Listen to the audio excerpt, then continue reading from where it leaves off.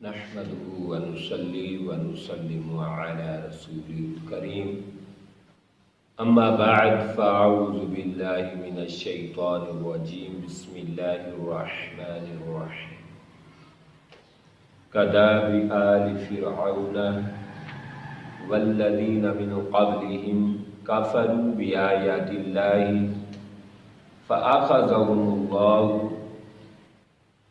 بذنوبهم إن الله قوي شديد العقاب صدق الله العظيم اللهم صل على سيدنا ومولانا محمد وعلى آل سيدنا وصحاب سيدنا ومولانا محمد وبارك وسلم وصلوا عليه۔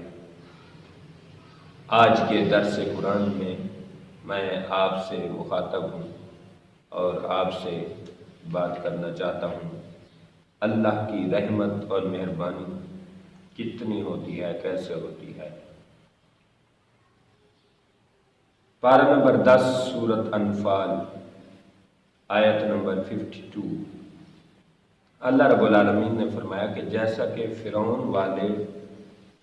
اور فرعون کی قوم اور جو اس سے پہلے تھے انہوں نے اللہ کی آیات کا انکار کیا، کفر کیا، فَأَخَذَهُمُ اللَّهُ بِذُنُوبِهِمْ تو اللہ نے ان کو پکڑ لیا، گرفت کر لی، بِذُنُوبِهِمْ ان کے گناہوں کی وجہ سے۔ إِنَّ اللَّهَ قَوِيٌّ شَدِيدُ الْعِقَابِ اور اللہ بہت سخت ہے، سخت عذاب دینے والا ہے۔ قوی بڑا مضبوط ہے۔ اور آگے فرمایا ذَلِكَ بِأَنَّ اللَّهَ لَمْ يَكُنْ مغیرًا نعمةً انعمها على قوم حتى يغيروا ما بانفسهم۔ فرمایا جس قوم کو اللہ رب العالمین نے نعمت بخشی ہے، کوئی احسان کیا ہے، لطف و کرم کیا ہے، فرمایا اس وقت تک رب وہ نعمت کو چھین نہیں لیتا، اس وقت تک نعمت کو سلب نہیں فرماتا جب تک کہ قوم خود اپنے حالات نہ بدل لے۔ حتی یغیروا ما بانفسہم جب تک کہ قوم اپنے حالات کو نہ بدلے، اللہ رب العالمین کی اس نعمت پر رب کا خزانہ کم نہیں ہوتا، اللہ کے خزانے میں کمی نہیں آتی۔ ہاں جب قوم میں نعمت کی ناقدری آ جاتی ہے پھر رب العالمین اس نعمت کو لے لیتا ہے۔ وَأَنَّ اللَّهَ سَمِيعٌ عَلِيمٌ اور بے شک اللہ سننے والا ہے، جاننے والا ہے۔ ان آیات بینات سے خلاصہ یہ نکلا، ایک تو یہ کہ نعمت کی ناقدری سے نعمتیں کبھی بڑھتی نہیں، نعمت کی ناقدری سے ہمیشہ زوال آتا ہے، اور نعمت کی جو قدر کرتا ہے، شکر کرتا ہے، ہمیشہ عروج پاتا ہے۔ ایک تو یہ۔ دوسرا یہ ہے کہ اللہ رب العالمین کی مہربانی دیکھے، جب وہ عذاب دیتا ہے تو عذاب گناہوں کی وجہ سے دیتا ہے، بِذُنُوبِهِمْ گناہوں کی وجہ سے عذاب دیتا ہے، لیکن کریم کا کرم دیکھے کبھی عذاب بغیر گناہ کی وجہ سے نہیں آیا، کہ گناہ بھی نہ ہو، جرم بھی نہ ہو، کوئی غلطی بھی نہ ہو اور اللہ کا عذاب آ جائے، ایسا نہیں ہو سکتا۔ جبکہ متبادل دیکھیں کہ جب اللہ انعام فرماتا ہے، ہماری صلاحیت، قابلیت اور ہماری نیکیاں اور ہمارے جو اچھے اعمال ہیں، اچھے کردار ہیں، اللہ ان کو بھی نہیں دیکھتا، ویسے اپنے لطف و کرم کر دے تو اس سے کوئی پوچھنے والا نہیں ہے۔ تو مالک ہمیشہ ہماری قابلیت سے، ہماری اوقات سے، ہماری ذات سے بڑھ کر، ہمارے اعلیٰ اخلاق، اعلیٰ کردار اور اعلیٰ نیکیوں سے بڑھ کر اللہ رب العالمین ہمیں عطا فرماتا ہے۔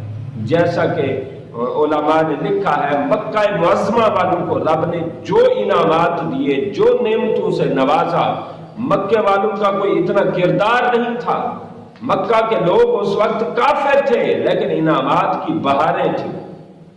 اور اسی طرح حضرت آدم علیہ السلام کو جب پیدا کیا، رب نے پیدائشی طور پر نبی بھی بنا دیا، پیدائش ہوتے ہی رب نے فرشتوں سے سجدہ بھی کرا دیا، مسجود ملائکہ بنا دیا، حالانکہ حضرت آدم علیہ السلام اس وقت کوئی اتنی خاص عبادت نہیں کی تھی۔